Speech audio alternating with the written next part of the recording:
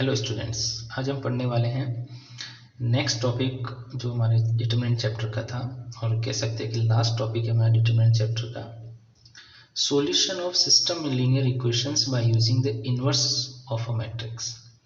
कि जो linear equation है उनकी वैल्यू फाइंड करनी है, उनके सॉल्यूशन फाइंड करने हैं, उसके अंदर जो वेरिएबल प्रेजेंट है एक्स वाई जेड उसकी वैल्यू फाइंड करनी है। कैसे वैल्यू फाइंड करनी है? By using inverse of matrix, matrix के इनवर्स से फाइंड करनी है वैल्यू। हमें एक्स वाई जेड की वैल्यू के लिए इक्वेशन गिवन होती है तो अपन क्या कर सकते हैं कि जो इक्वेशंस गिवन होगी उसको अपन सिंप्लीफाई कर सकते हैं। तो अब अपने यहाँ पे क्या करना है, यहाँ पे हमें एक्स वाई जेड की वैल्यू फाइंड करनी है। किसके बेसिस पे? एक्स वाई जेड की वैल्यू फाइंड करनी है आपके पास में इनवर्स ऑफ मैट्रिक्स यूज करते हुए लीनियर इक्वेशन को सॉल्व करना है, और उसके एक्स वाई जेड का सॉल्यूशन मतलब वैल्यू फाइंड करनी है। ओके, तो इसके सॉल्यूशन फाइंड करने के लिए हमें क्या करना है? इसके सॉल्यूशन फाइंड करने के लिए हमें ये करना है, जो लीनियर इक्वेशन है, जैसे हमने एक एग्जांपल लिया है, ये हमारी दो लीनियर इक्वेशन है a1x plus b1y is equals to d1, और सेकेंड है a2x plus b2y is equals to d2। ये दो लीनियर इक्वेशन है। इन दोनों लीनियर इक्वेशंस को हमें सॉल्व करना है कि कैसे कैसे हम इसको सॉल्व कर सकते हैं और कैसे हम इसको वैल्यू निकाल सकते हैं by using inverse of matrices, matrices का इनवर्स लेते हुए। तो हमें क्या करना है कि सबसे पहले हमें ये चेक करना होता है जो हमारे पास में जो गिवन इक्वेशन है वो कंसिस्टेंट है कि इनकंसिस्टेंट है। कंसिस्टेंट और इनकंसिस्टेंट इक्वेशंस होगी आपके पास में, पहले ये आइडेंटिफाई करना है। कंसिस्टेंट होगी तो ही सॉल्यूशन निकलेगा, इनकंसिस्टेंट होगी तो सॉल्यूशन नहीं निकलेगा। इसलिए सबसे पहले हमें क्या चेक करना है? कंसिस्टेंसी और इनकंसिस्टेंसी।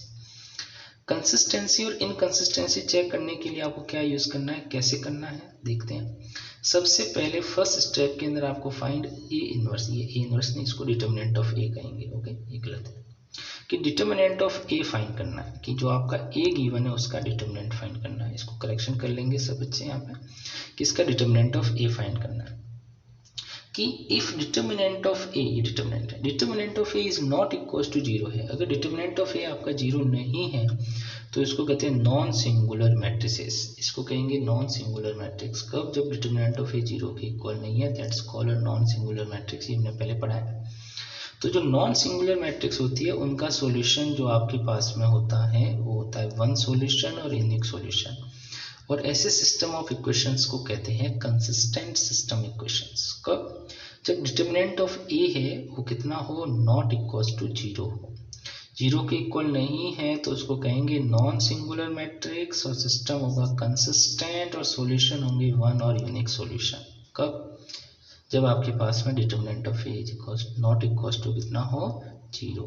तो पहली स्टेप में हमें फाइंड करना है determinant of A. Determinant of A not equal to zero है तो नॉन सिंगुलर मैट्रिक्स है, कंसिस्टेंट वैल्यू है, वन और यूनिक सॉल्यूशन। फिर हम क्या करेंगे? अगर डिटर्मिनेंट ऑफ ए है, ये डिटर्मिनेंट ऑफ ए होगी, डिटर्मिनेंट ऑफ ए जो है वो आपके पास में जीरो है, इसका मतलब वो सिंगुलर मैट्रिक्स है। और अगर वो सिंगुलर मैट्रिक्स है तो आपको फाइंड करना है ADJ of A into B. ADJ of A into B आपको फाइंड करना है। एडीजे ऑफ ए की दो कंडीशंस हो सकती है, या तो ADJ of A into B is equal to zero हो सकता है, या ADJ of A into B not equal to zero हो सकता है, या इक्वल टू जीरो हो सकता है। अगर नॉट इक्वल टू जीरो आता है एडीजे ऑफ बी तो उसको कहते हैं इनकंसिस्टेंट सिस्टम, नो सॉल्यूशन, कोई सॉल्यूशन नहीं मिलेगा। सिस्टम ऑफ इक्वेशन क्या कहलाएगी? इनकंसिस्टेंट कहलाएगी। It's called inconsistent system of equations. And ADJ of A is equal to zero है तो उसको कहेंगे system of equations may be consistent और मे बी इनकंसिस्टेंट, कुछ भी हो सकता है। वो कंसिस्टेंट भी हो सकती है, वो इनकंसिस्टेंट भी हो सकती है, ADJ of A into B is equal to zero के कंडीशन में। और ADJ of A is not equal to zero के कंडीशंस में क्या होगी? सिस्टम ऑफ इक्वेशंस जो है वो आपके पास में इनकंसिस्टेंट रहेगी और नो सॉल्यूशन निकलेंगे। इसको समझने के लिए हमने बनाया है एक चार्ट, और चार्ट के बेसिस पे समझेंगे कि वो चार्ट में क्या क्या है, कैसे कैसे। सबसे फर्स्ट स्टेप क्या फाइंड करना है? Determinant of A. अगर determinant of A is not equal to zero है या determinant of A equal to zero, दो कंडीशंस में से एक कंडीशन फॉलो होनी है। अगर डिटर्मिनेंट ऑफ ए जो है आपका वो नॉट इक्वल टू जीरो है तो उसको अपन कहते हैं नॉन सिंगुलर मैट्रिक्स। और जो नॉन सिंगुलर मैट्रिक्स है उसका जो सॉल्यूशन होता है वो होता है वन सॉल्यूशन और unique solution. Okay, one solution और यूनिक सॉल्यूशन है। फिर आपके पास में जो वन सॉल्यूशन और यूनिक सॉल्यूशन है तो system of equation is called consistent.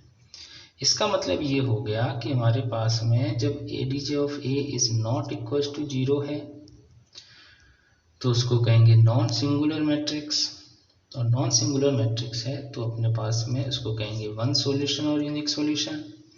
और वन सॉल्यूशन और यूनिक सॉल्यूशन है तो नॉन सिंगुलर मैट्रिक्स को कहते हैं कि सिस्टम ऑफ इक्वेशंस कैसा हो गया है, कंसिस्टेंट हो गया, सिस्टम ऑफ इक्वेशंस कंसिस्टेंट हो गया। सेकेंड हमारे पास में ये हो गया कि if determinant of A is equals to 0 है या तो नॉट इक्वल्स टू 0 था, ये कंडीशन तो देख लें। अब डिटर्मिनेंट ऑफ ए क्या है, determinant of A is equals to 0 है। अगर इक्वल्स टू 0 है तो इसको कहते हैं अपन सिंगुलर मैट्रिसेस। और जब सिंगुलर मैट्रिसेस होती हैं तो सिंगुलर मैट्रिसेस में हमें फाइंड करना है ADJ of A into B find करना है कि ADJ of A into B क्या होगा। ADJ of A into B find करना है कि ADJ of A into B की दो कंडीशंस पॉसिबल है कि या तो वो नॉट इक्वल्स टू 0 है या इक्वल्स टू 0 है। नॉट इक्वल्स टू 0 है या इक्वल्स टू 0 है तो अगर नॉट इक्वल्स टू 0 है कौन, ADJ of A into B, तो ADJ of A into B is not equals to 0 है तो हम कहते हैं उसको नो सॉल्यूशन और इनकंसिस्टेंट सिस्टम। ओके, और ADJ of A is equals to 0 आ गया तो उसको अपन कहेंगे कंसिस्टेंट सिस्टम। कंसिस्टेंट सिस्टम और इनकंसिस्टेंट में भी कुछ भी हो सकता है, वो इनकंसिस्टेंट भी होगा या कंसिस्टेंट भी होगा। अगर इनकंसिस्टेंट होगा तो नो सॉल्यूशन होगा और कंसिस्टेंट होगा तो इनफाइनाइट मैनी सॉल्यूशन होंगे। कब, जब ADJ of A into B कितना हो, इक्वल्स टू 0। तो बेसिकली हमें क्या चेक करना है, हमें यहाँ से चलना है कि या तो वो नॉट इक्वल्स टू 0 है या वो इक्वल्स टू 0 है। हमारा जो मेन आंसर आएगा, जो हमें मेन सॉल्यूशन सॉल्व करना है वो हमारे ये साइड है कि एडीजे ऑफ ए कितना हो जाएगा, नॉट इक्वल्स टू 0। अगर इक्वल्स टू 0 तो हमें भी पता है कि डिटर्मिनेंट के डिवाइड में आपके पास में ये जो इनवर्स के डिवाइड में डिटर्मिनेंट ऑफ ए 0 है तो इनफाइनाइट सॉल्यूशन में जाता इट डज नॉट एग्जिस्ट होगा। तो ये तो मैं आपके पास में केवल कंसिस्टेंसी को चेक करने के लिए ये आएगा, और सॉल्यूशन फाइंड करना है तो हमें इसी से फाइंड करना है। ओके, तो ये जो फ्लो चार्ट है इसको आप ध्यान से देखेंगे, समझेंगे कैसे कैसे है। ओके, देखते हैं अपन एक एग्जांपल कि जो a1x plus b1y is equal to d1 हमारी फर्स्ट इक्वेशन है ये, और a2x plus b2y is equal to d2 हमारी सेकेंड इक्वेशन है। इन दोनों इक्वेशंस को हमें क्या करना है, इन दोनों इक्वेशंस को हमें सॉल्व करना है। सबसे पहले ये पता करना है कि ये कंसिस्टेंट है कि इनकंसिस्टेंट है, और कंसिस्टेंसी और इनकंसिस्टेंसी के बाद में हमें पता करना है कि आपके पास में अगर ये कंसिस्टेंट है तो ए इनवर्स निकालो क्या होगा। ओके, तो क्या करना है बेसिकली हमें कि इसके लिए हमें तीन मैट्रिक्स बनानी है। एक ए जो कि कहाँ से बनेगी, coefficient of x and y से बनेगी ए। एक्स जो वेरिएबल प्रेजेंट है उससे बनेगी, हमेशा कॉलम मैट्रिक्स बनेगी, ध्यान रखेंगे हमेशा कॉलम मैट्रिक्स ही बनेगी एक्स। फिर जो बी है हमारा वो है हमारा d1 और d2, जो कहाँ से बनेगी, कांस्टेंट से बनेगी d1 और d2। ओके, वो है हमारा b।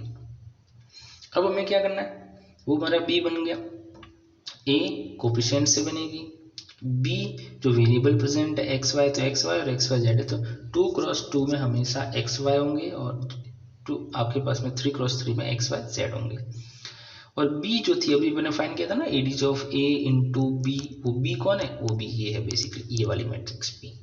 ओके, तो ये जो हमने तीन मैट्रिक्स बनानी है सबसे पहले स्टेप के अंदर। फिर हम इन तीनों को इस तरह लिख सकते हैं, किस तरह लिख सकते हैं, देखना है कि पहली मैट्रिक्स एक्स वाई और d1 मल्टीप्लाई करके चेक करो, तो इसको इस तरह से मल्टीप्लाई करना पड़ेगा रो टू कॉलम। तो a1x plus b1y is equal to d1 जो कि आपकी फर्स्ट इक्वेशन है। दूसरी a2x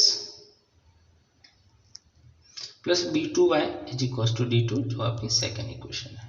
मतलब ये जो वैल्यू है उसको हम इस तरह से लिख सकते हैं। इस तरह से का मतलब हो गया कि a matrix multiply x matrix is equal to कौन है, b matrix. A matrix multiply x matrix is equal to A B matrix. हमने क्या किया, दोनों साइड ए इनवर्स से मल्टीप्लाई कर दिया।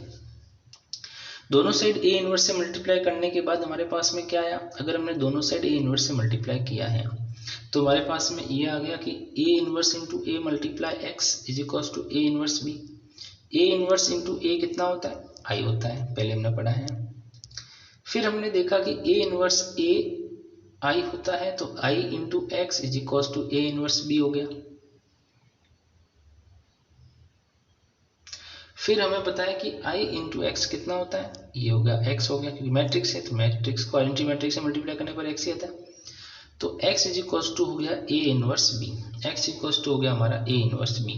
तो x कौन था, x था हमारी x y की एक कॉलम मैट्रिक्स, a इनवर्स ही था, और b कौन था, d1 d2। तो इस कंडीशंस को हम जो सॉल्व करेंगे वो होगा यूनिक सॉल्यूशन, वन सॉल्यूशन।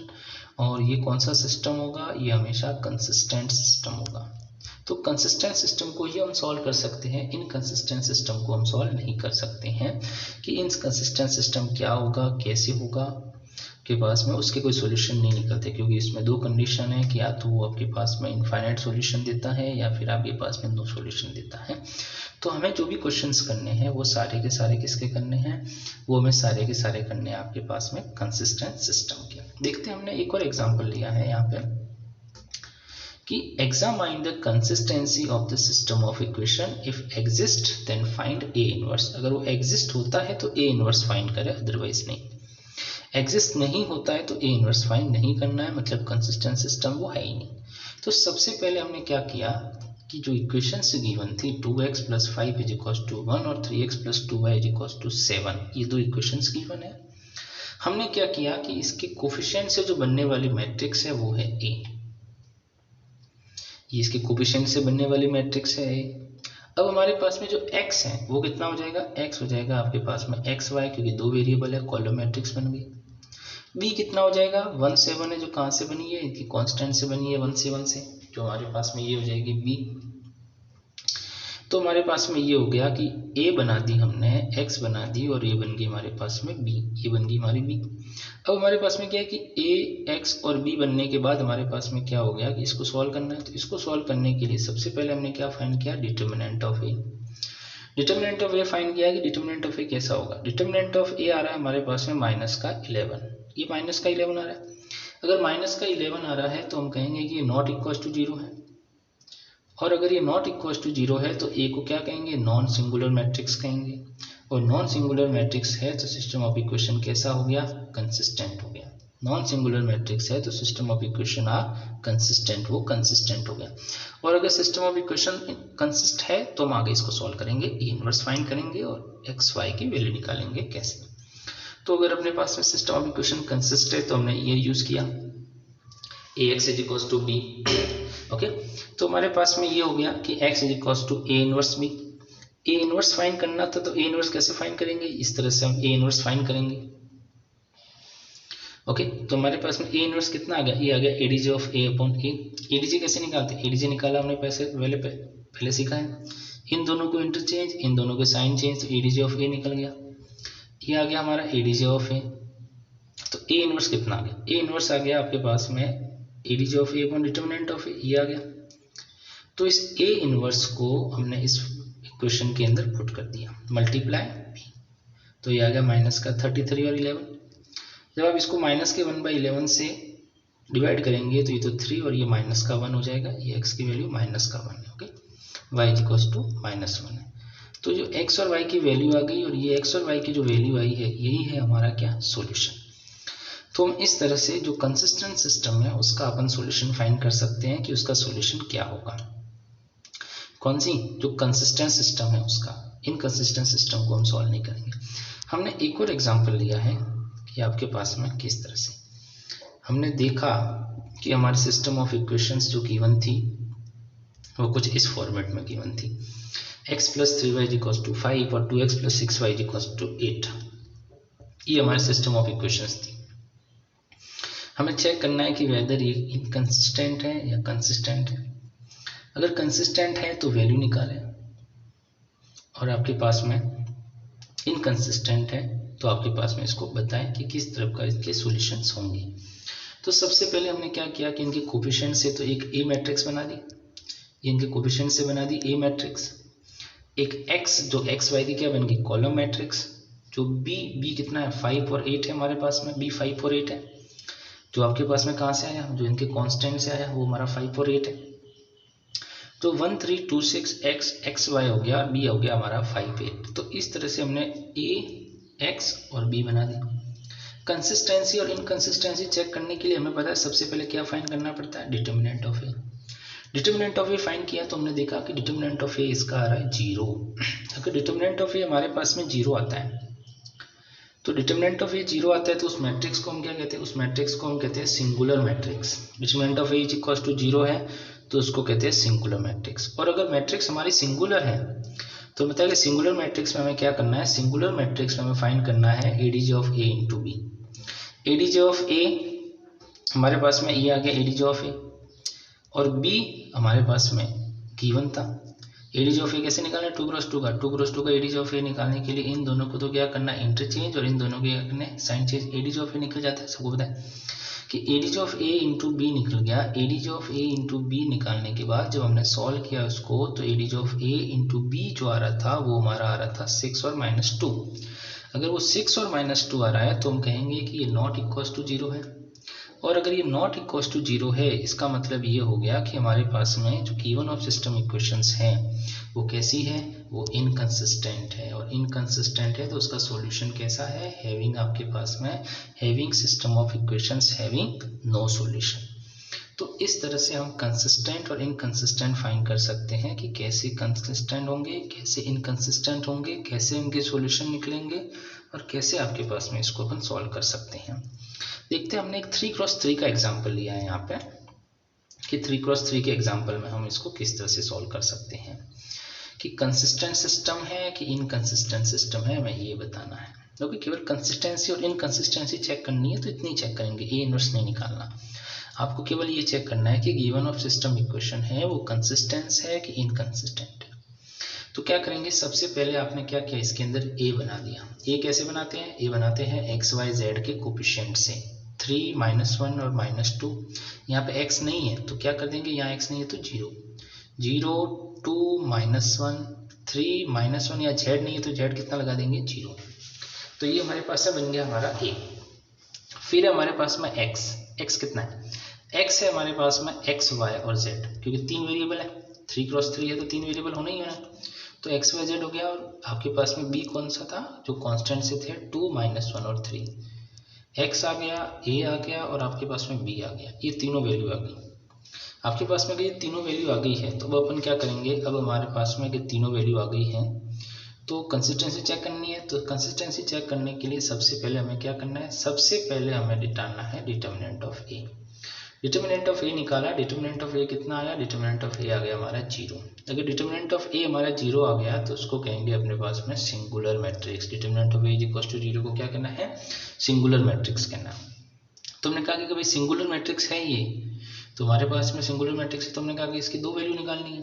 क्या निकालना है, एक तो एडीज ऑफ ए इंटू आपके पास में बी निकालना पड़ेगा, ये निकालना है। तो इसके लिए सबसे पहले एडीज ऑफ ए निकालना है। एडीज ऑफ ए कैसे निकालेंगे, एडीज ऑफ ए हमने लास्ट वीडियो में निकाला था कि एडीज ऑफ ए कैसे निकालेंगे। एडीज ऑफ ए निकालने के लिए जो आपकी मैट्रिसेस है उसके को फैक्टर लेंगे, और को फैक्टर से जो बनने वाले मैट्रिक्स है उसका क्या निकालेंगे आप, ट्रांसपोज। तो उसका ट्रांसपोज निकालेंगे, तो ट्रांसपोज निकालने के बाद आपके पास में क्या बन जाएगा, एडीजे ऑफ ए। तो वो बन गया आपका एडीजे ऑफ ए। अब आपके एडीजे ऑफ ए निकालने के बाद आपको क्या करना है, उसको बी से मल्टीप्लाई कराना है। एडीजे ऑफ ए निकालने के बाद उसको बी से मल्टीप्लाई कराएंगे। तो एडीजे ऑफ ए को जब आप बी से मल्टीप्लाई कराएंगे तो आपके पास में कुछ इस तरह के आपके पास में डिटर्मिनेंट आ गई, ये आ गई एडीजे ऑफ ए और ये आ गई बी। मल्टीप्लाई करेंगे तो -5 -3 और -6 आएगा, जिसके नॉट इक्वल टू 0 है, इक्वल टू 0 नहीं है। इसका मतलब सिस्टम ऑफ इक्वेशंस कैसे हो जाएगी, इनकंसिस्टेंट। और सिस्टम ऑफ इक्वेशन अगर इनकंसिस्टेंट है तो सॉल्यूशन क्या हो जाएंगे, नो सॉल्यूशन। तो इस तरीके से हम आपके पास में जो भी सिस्टम ऑफ इक्वेशंस गिवन है उसको अपन सॉल्व कर सकते हैं, और सिस्टम ऑफ इक्वेशंस को सॉल्व कर सकते हैं, और इसके जो सॉल्यूशंस है वो नो सॉल्यूशंस है। तो गिवन ऑफ कंसिस्टेंसी और इनकंसिस्टेंसी हम कुछ इस तरीके से सॉल्व करेंगे। आपके पास में ये कंसिस्टेंट सिस्टम है, इनकंसिस्टेंट सिस्टम है, तो डिटर्मिनेंट ऑफ ए फाइंड करेंगे, और डिटर्मिनेंट ऑफ ए फाइंड करेंगे तो आपके पास में जो भी आपके पास में है वो सिंगुलर मैट्रिक्स है या नॉन सिंगुलर मैट्रिक्स पता चल जाएगा on the basis of zero, determinant of A की वैल्यू की बेसिस पे। और डिटर्मिनेंट ऑफ ए की वैल्यू की बेसिस पे जीरो आ गया है तो आपके पास में आपको further ADJ of A into B find करना है। अगर नॉट इक्वल टू जीरो होता तो आपके पास में हम ये कहते हैं कि ये सिस्टम ऑफ इक्वेशन कंसिस्टेंट। तो ADJ of A into B find करना है, तो ADJ of A into B अगर नॉट इक्वल टू जीरो है तो उसको कहेंगे system of equations are inconsistent system है, और सॉल्यूशन कितने हो जाएंगे, नो सॉल्यूशन है। तो इस तरीके से हमें कंसिस्टेंसी और इनकंसिस्टेंसी पता करनी है, और कंसिस्टेंसी और इनकंसिस्टेंसी पता करने के बाद हमें आपका इन्वर्स फाइंड करना है, और उस ए इन्वर्स के बेसिस पे हमारे जो गिवन इक्वेशंस हैं आपके पास में उनके इन्वर्स क्या मतलब इन्वर्स फाइंड करने की बेसिस पे उनके एक्स वाई और एक्स वाई जेड की वैल्यू फाइंड करनी है, क्योंकि एक्स वाई और एक्स वाई जेड की वैल्यू क्या होगी। देखते हैं हमारे पास में इसके बेसिस पे हमारी एक्सरसाइज है 4.6 एनसीईआरटी टेक्स्ट बुक्स की कैसे करनी है कि examine the consistency of the system of equation from 1 to 6। Consistency find करनी है। कंसिस्टेंसी फाइंड करने का मतलब ये हो गया कि आपको इन सभी इक्वेशंस के लिए आपको पहले निकालना पड़ेगा डिटर्मिनेंट ऑफ ए। अगर determinant of A is not equal to zero है तो हम ये कहेंगे कि हमारे जो जितने भी सिस्टम ऑफ इक्वेशन है सारे के सारे कैसे हैं, जितने भी सिस्टम ऑफ इक्वेशन है सारे के सारे हैं कितने कैसे हैं, कंसिस्टेंट है। अगर determinant of A is equal to zero आ गया भाई, अगर determinant of A is equal to zero आ गया तो क्या करेंगे, determinant of A is equal to zero आ गया तो हम कहेंगे कि हमारे पास में भी पता नहीं है कि इनकंसिस्टेंट या कंसिस्टेंट है, तो इक्वल टू जीरो के लिए क्या फाइंड करेंगे आप, ADJ of A into B find करेंगे। फिर ADJ of A into B की बेसिस पर आंसर देंगे कि ADJ of A into B जो है आपके पास में वो आपके पास में अगर ADJ of A into B is not equal to zero है तो इनकंसिस्टेंट, नो सॉल्यूशन।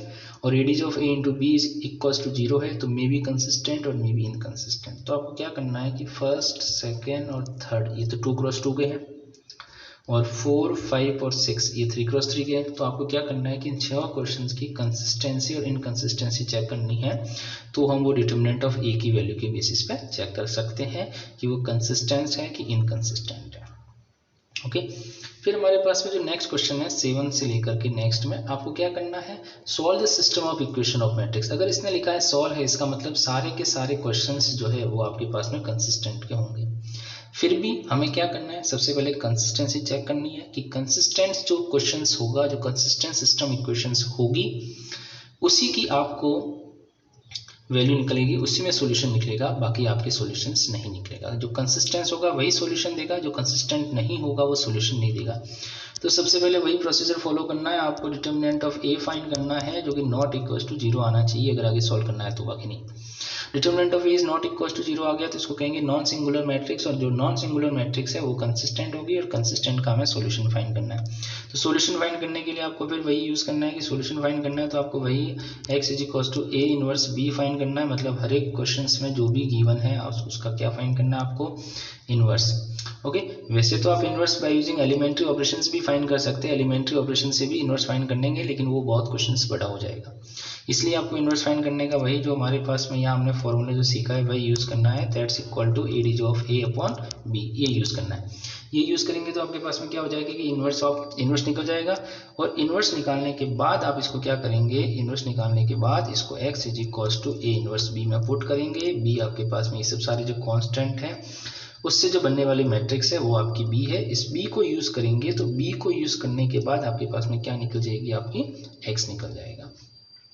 तो आपके क्वेश्चन नंबर 7, 8, 9, 10, 11, 12, 13 और 14 में आपको ये काम करना है। ओके चाहे फ्रैक्शन है तो आपको एज इट इज फ्रैक्शन ही रखना है, फ्रैक्शन से कंफ्यूज नहीं होना। चाहे एक्स वाई जेड 3 है लेकिन किसी क्वेश्चन में केवल एक्स वाई ही गिवन है तो आपको एक्स वाई यूज करने हैं। 2 इक्वेशन में एक्स वाई है, एक में एक्स वाई जेड है, तो जो मिसिंग वेरिएबल है उसकी जगह आपको 0 यूज करना है। तो ओके तो आपको ये क्वेश्चन जो है आपको करने हैं सारे on the basis of inverse, और इक्वेशंस को सॉल्व करना है। आगे देखते हैं, आगे हमारे पास में एक और क्वेश्चन है इसका कि इसमें क्या करना है, 15 क्वेश्चंस क्या करना है। इस तरह का क्वेश्चंस जो है 15 क्वेश्चंस ये बोर्ड में आता है 6 नंबर का, लास्ट ईयर भी आया 6 नंबर का क्वेश्चंस, तो ये क्वेश्चंस आ गया। इस तरह को कैसे करना है, तो ए आपको पहले से दे रखा है, ये कहाँ से है, ये इन्हीं के जो आपकी कोफिशिएंट है उसी से बना, आप देख सकते हैं 2 -3 5 है, 3 2 -4 है, 1 1 और -2 है, 11 -5 और 3 है। ओके, आप इसी से मिल करके बनाए तो आप इसको सॉल्व कर सकते हैं, इसी से बनाए। तो using A inverse solve the system of equation, A inverse का यूज करते हैं आपको सिस्टम ऑफ इक्वेशन सॉल्व करनी है। तो वही आपका प्रोसीजर होगा कि आपके पास में x इज इक्वल टू क्या यूज करना है, ए इनवर्स बी यूज करना है, x is equal to A inverse B use करना है, इनवर्स निकालना है। कैसे निकालना है आपके पास में, ADJ of A upon determinant of A से इसका इनवर्स निकालना है, बी से मल्टीप्लाई कराना है, तो आपके क्या निकल जाएगा x, और वही हमारा क्या हो जाएगा आंसर x y और z। ओके, इस तरह के क्वेश्चंस बहुत सिंपल है, 6 नंबर के बोर्ड के अंदर आते हैं, तो आप उसको थोड़ा ध्यान से करेंगे। ओके, लास्ट क्वेश्चन जो 16 है हमारा, वो क्या कहता है, 16 क्वेश्चन ये कहता है the cost of 4 kg onion, 3 kg wheat and 2 kg rice is 60 rupees. The cost of 2 kg onion, 4 kg wheat and 6 kg rice is 90 rupees. The cost of 6 kg onion, 2 kg wheat और 3 kg rice is 70 rupees. ये हमारे पास में इन्होंने questions दे रखा है। Okay, तो मैं बताया छोटी क्लासों में किया कि जब कॉस्ट नहीं दे रखी तो एक ही कॉस्ट को अपन क्या लेट करेंगे, एक ही कॉस्ट को x, एक ही कॉस्ट को y और एक ही कॉस्ट को z। ये ओनियन के लिए, ये व्हीट के लिए और ये राइस के लिए x y z। तो 4 kg ओनियन की कॉस्ट कितनी हो जाएगी, पहली इक्वेशन हो जाएगी हमारी 4x plus 3y plus 2z is equal to कितना हो जाएगा 60। दूसरी क्वेश्चन कितनी है, दूसरी क्वेश्चन हो जाएगी 2x plus 4y plus 6z is equal to 90। तीसरी क्वेश्चन कितनी हो जाएगी, दूसरी क्वेश्चन हो जाएगी आपके पास में 6x plus 2y plus 3z is equal to कितना हो जाएगा 70। बस 3 इक्वेशन बन गई है। 3 इक्वेशंस में सबसे पहले इनके कोफिशिएंट्स को लेकर के आपको a बनाना है, और a बनाने के बाद आपके पास में x बनाना है जो कैपिटल है, ये x y z हो जाएगा और ये हो जाएगा आपका d। इसको पुट करना है आपको और इसको सॉल्व करना है, तो आपके पास में क्या बन जाएगा, ये हमारा सिस्टम ऑफ इक्वेशंस बन जाएगी और x y z की वैल्यू निकल जाएगी। ओके, तो जो बच्चे आपके पास में नहीं पढ़ रहे हैं और जो वीडियो नहीं देख रहे हैं वो भी अपना पास में वीडियो देखे, पढ़ाई करे घर पे, और काम अपनी कॉपी के अंदर जो भी है वो सारा आपके पास में कॉपी के अंदर इस काम को कंप्लीट करें, और कंप्लीट करने के बाद आपके पास में आप इसका रिवीजन करते रहें घर पे, क्योंकि ये हमारे इस एक्सरसाइज 4th चैप्टर का ये लास्ट टॉपिक था। अब इसके बाद में हमें केवल क्या पढ़ना है, केवल हमारे इसके बाद में तो मिसलिनियस पढ़नी है, मिसलिनियस पढ़नी है। तो नेक्स्ट क्लास में अपन इसकी मिसलिनियस पढ़ेंगे। ये सारे नोट्स आपके पास में, ये जो वीडियो चलेगा उसके नीचे एक ऐसे एरो होगा, आप उस एरो पे क्लिक करेंगे तो एरो ऐसे बन जाएगा, उसके वीडियो के डिस्क्रिप्शन में लिंक दे रखा है, आप उस पर क्लिक करेंगे तो आपको ये नोट्स PDF फाइल आप वहाँ से डाउनलोड कर सकते हैं। ओके, तो जो स्टूडेंट्स आपके पास में अभी तक पढ़ाई नहीं कर रहे हैं, घर पे वीडियो नहीं देख रहे हैं, तो वो भी वीडियो देखें। ओके, और आपके पास में इसको पढ़ाई करें अच्छे से। बहुत सिंपल सा चैप्टर था हमारे पास में, और ये हमारा जो आज का टॉपिक था consistency and inconsistency of the system, ये हमारा लास्ट टॉपिक था। ओके, तो आपके पास में सब स्टूडेंट्स को क्या है वो घर पे पढ़ाई करेंगे और आपके पास में प्रॉब्लम पूछेंगे। लास्ट वीडियो में किसी बच्चे ने प्रॉब्लम नहीं पूछी है, इसका मतलब आपने पढ़ाई नहीं की है। ओके, और वीडियो के डिस्क्रिप्शन में जो आपके पास में जो फीडबैक फॉर्म भी है आपके पास में, तो उसको ही फिल करना है, वो आपकी अटेंडेंस है। वापस कह रहा हूँ, वो आपकी अटेंडेंस है। जो बच्चे देख रहे हैं वो तो फिल कर रहे हैं, जो नहीं देख रहे हैं वो फिल नहीं कर रहे हैं, प्रॉब्लम नहीं पूछ रहे हैं, तो वो बेटा आपकी अटेंडेंस है। इसका मतलब है कि आप नहीं पढ़ रहे हैं, और नहीं पढ़ रहे हैं तो बेटा बहुत प्रॉब्लम हो जाएगी, बोर्ड क्लास है और टाइम बहुत कम है। ओके, तो आपके पास में नेक्स्ट क्लास के अपन अंदर क्या करेंगे, नेक्स्ट क्लास के अंदर अपन करेंगे आपके पास में इसकी जो मिसलिनियस एक्सरसाइज है, उस मिसलिनियस एक्सरसाइज के कुछ क्वेश्चंस। ओके।